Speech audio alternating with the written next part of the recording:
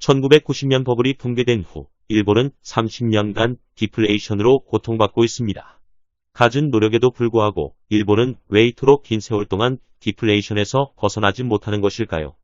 일본의 30년 장기 침체 뒤에는 숨겨진 이유라도 있는 것일까요?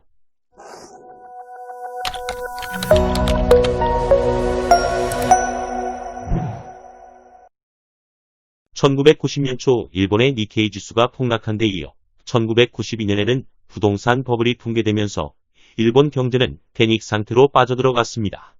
잃어버린 30년의 서막이었습니다. 1980년대 미국은 인플레이션을 막기 위해 고금리 정책을 유지하고 있었습니다. 고금리로 세계의 유동자금이 미국으로 몰려들면서 달러의 가치가 올라갔습니다. 이로 인한 수출 감소와 수입 증가로 미국의 무역 적자는 커져갔습니다. 미국 내에서 환율 불균형을 시정해야 한다는 의견이 거세지자 미국은 일본, 독일 등 주요 수출국들에게 통화 가치를 높일 것을 요구했습니다. 미국의 이런 요구를 받아들인 것이 플라자 합의였습니다. 1985년 9월 22일 뉴욕 플라자 호텔에서 열린 5개국 회담에서 미국은 무역 수지 개선을 위해 4개국 화폐의 가치 상승을 유도했습니다. 플라자 합의 이후 엔화는 1달러당 240엔에서 3년 후 120엔대까지 내려갔습니다. 달러에 대한 엔화의 가치가 2배로 높아지면서 일본의 수입 물가가 하락하기 시작했습니다. 240엔을 주고 미국에서 사오던 1달러짜리 물건을 120엔이면 살 수 있었기 때문입니다. 수입 물가가 하락하면서 일본에서 만들어지는 각종 제품의 가격도 떨어졌습니다. 그러나 일본의 수출 기업들은 이전에 비해 훨씬 어려운 여건에서 경쟁할 수밖에 없었습니다. 과거에는 1달러짜리 물건을 수출하면 240엔을 받았는데 이제는 120엔밖에 못 받기 때문입니다. 일본은 엔화 가치 상승으로 인한 충격을 완화하기 위해 금리를 인하하고 대규모 경기 부양책을 시행했습니다.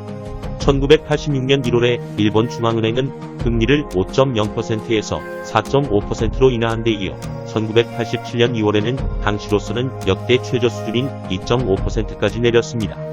그러자 일본의 내수 경기는 활기가 돌기 시작했습니다.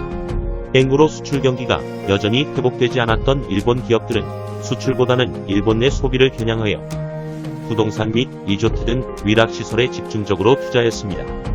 일본 정부는 금리 인하 조치와 함께 금융 자유화를 확대하는 정책을 추진했습니다. 금융 자유화로 기업들은 은행에서 대출받는 간접 금융에서 벗어나 주식 발행 등 직접 금융을 통한 자금 조달을 확대해 나갔습니다. 일본의 은행들은 기업들의 은행 대출 이탈로 인한 영업 악화를 막기 위해 중소기업, 개인, 부동산 관련 업종에 대한 대출을 경쟁적으로 늘려나갔습니다. 이로 인해 은행권의 중소기업과 개인 대출 비중이 1985년 52.9%에서 1990년에는 72.1%로 크게 높아졌습니다. 역대 최저 수준의 금리, 주식시장을 통한 자금 조달 증가, 은행권의 공격적인 대출이 맞물리면서 시중에는 자금이 넘쳐났습니다. 이 자금이 1988년 이후 자산시장으로 흘러들면서 주식과 부동산 가격이 급등하기 시작했습니다. 그 결과 역사상 유례를 찾기 힘든 버블이 출현했습니다. 니케이 지수는 1985년에서 1989년 사이에 3배나 급등했습니다. 주식 가격 폭등보다 더 문제가 된 것은 부동산이었습니다.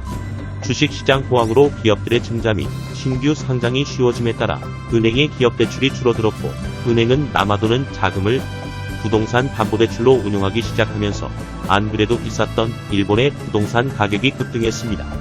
1984년 전후에 100포인트였던 전국지가는 1990년에 160포인트로 급등했습니다. 특히 동경과 오사카 등 6대 도시의 지가지수는 무려 300포인트까지 치솟았습니다. 부동산 가격 폭등으로 전국적으로 건설붐이 일어났습니다. 지방에서는 굳이 필요 없는 곳에 보여주기식 토목공사를 진행하는 사례도 많았습니다. 거품이 터지기 직전에는 일본을 팔면 미국을 산다는 말이 나오고 도쿄 긴자에서 제일 비싼 땅값이 평방미터당 10억 원에 육박했습니다. 전 세계 억만장자 중 70%가 일본인이었습니다. 소니는 헐리우드의 콜럼비아 영화사를 인수했고 라이벌인 파나소닉은 유니버설 영화사를 인수했습니다. 일본의 한 부동산 재벌은 뉴욕의 상징인 엠파이어 스테이트 빌딩을 인수하기도 했습니다. 주식과 부동산 시장이 과열되며 전국이 투기장으로 변해가자 일본 금융당국은 1989년 5월에서 1990년 8월까지 1년 3개월 동안 금리를 2.5%에서 6.0%로 무려 3.5%포인트나 끌어올렸습니다. 일본 중앙은행이 금리를 공격적으로 인상하는 과정에서 자산 가격의 버블 붕괴가 본격화되었습니다. 1990년 일본의 주식시장이 먼저 무너지기 시작했습니다. 1989년 38,926엔까지 올랐던 니케이 지수는 1990년 9월에는 22,222엔으로 1년도 채 안되는 기간 동안 절반 가까이 폭락했습니다. 금리가 6%까지 인상되자 일본 부동산 시장도 더는 버틸 수 없었습니다. 주식시장의 붕괴에 이어 1992년부터 부동산 가격도 하락하기 시작했습니다. 부동산 호황에 고취된 건설사들이 연간 170만호의 신규 주택을 공급한 것도 치명적인 영향을 미쳤습니다. 대규모 차입에 의존하여 부동산 가격이 상승해왔기 때문에 급격한 금리 인상은 부동산 시장을 일대 혼란으로 몰아넣었습니다.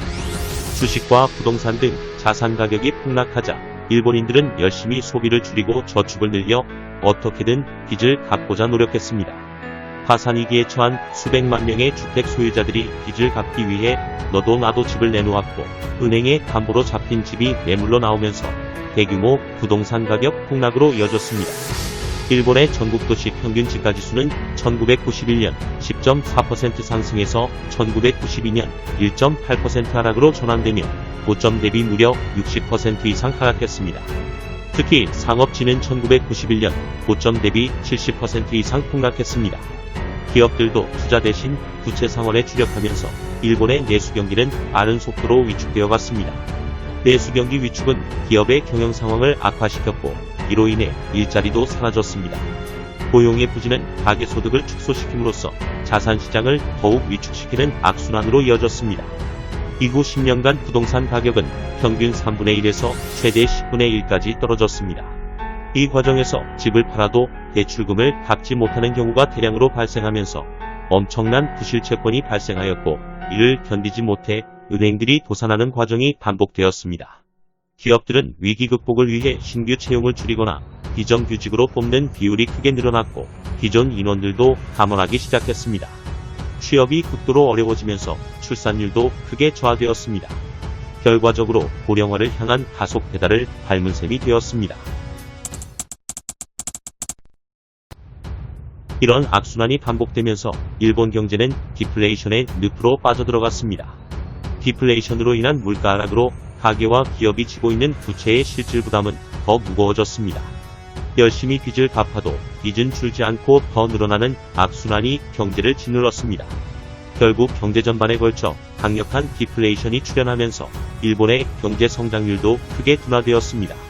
1980년대 일본의 경제 성장률은 연평균 6%를 넘었으나 1992년에는 0.8%로 하락한 데 이어 1993년에는 불과 0.2%에 그쳤습니다. 1995년과 1996년에 경제 성장률이 2.7%와 3.1%를 기록하며 다시 회복되는 듯 했지만 일본 정부는 이를 내수 경기가 회복되는 신호로 받아들이고 소비세를 3%에서 5%로 인상했습니다. 그 결과 일본 경제는 1929년 대공황 이후 선진국 중 처음으로 만성적인 디플레이션 및 산업 생산 감소라는 수렁에 빠지고 말았습니다. 일본의 소비자 물가 상승률은 1995년 마이너스를 기록한 이후로 1998년부터 2005년까지 무려 7년간 마이너스를 기록하여 디플레이션이 고착화되는 경향이 나타났습니다. 2012년 말 아베 정부가 들어서고 아베노믹스라 일컬어지는 과감한 경제정책을 실행하면서 일본 경제 회복에 대한 기대감이 높아졌으나 여전히 저성장과 디플레이션 압력이 계속되는 상황입니다. 1990년 버블 붕괴 이후 30년간 온갖 부양책에도 불구하고 일본이 불황에서 탈출하지 못한 것을 디플레이션 탓으로만 돌리기에는 무리가 있어 보입니다. 일본이 30년간 장기 불황에서 벗어나지 못한 원인은 아직도 논란거리입니다. 일본의 잃어버린 30년은 디플레이션에다가 디플레이션 외적 요인들이 겹친 구조적 문제로 보는 견해가 우세합니다. 일본의 생산 가능 인구가 1995년 이후 감소세로 전환한 데 이어 경제활동 인구도 1997년 이후 감소하기 시작함에 따라 노동 투입이 급감하는 추세가 이어졌습니다. 전체 취업자 수도 1997년 이후 감소 추세를 보였습니다. 이는 소비를 감소시켜 유효 수요에 부정적인 영향을 미쳤습니다. 소비 인구 감소로 일본의 내수 산업이 공급 과잉 상태에 빠지게 되었고 이것이 장기 불황으로 이어졌다는 것입니다. 수요 감소로 인해 상품 판매가 줄어들어 기업 실적이 악화되었으며 이는 기업 투자를 둔화시키고 고용을 위축시켜 가계소득이 늘어나지 않는 악순환을 유발했습니다. 고령화의 진행도 경제 전체의 소비 성향을 낮추고 유효 수요를 줄였습니다. 고령층의 소비 성향이 핵심 소비계층인 젊은층과 중년층에 비해 낮기 때문입니다. 여기에다 기업 구조 조정의 지연으로 한계 기업이 증가하면서 일본 경제의 생산성이 크게 낮아졌습니다. 이렇게 볼 때 일본의 30년 장기 불황은 디플레이션이 진행되는 과정에서 노동 투입 감소, 고령화와 기업 구조 조정의 지연이라는 다양한 요인이 복합적으로 작용한 결과입니다. 일본의 30년 장기 불황은 한국 경제에도 시사하는 바가 큽니다. 일본의 생산 가능 인구의 감소와 고령화가 디플레이션을 고착화시켰다는 점은 눈여겨봐야 할 대목입니다. 한국도 경기 침체가 장기화되는 가운데 생산 가능 인구가 줄어들기 시작했고 출산율 저하와 함께 고령화가 급속히 진행되고 있기 때문입니다.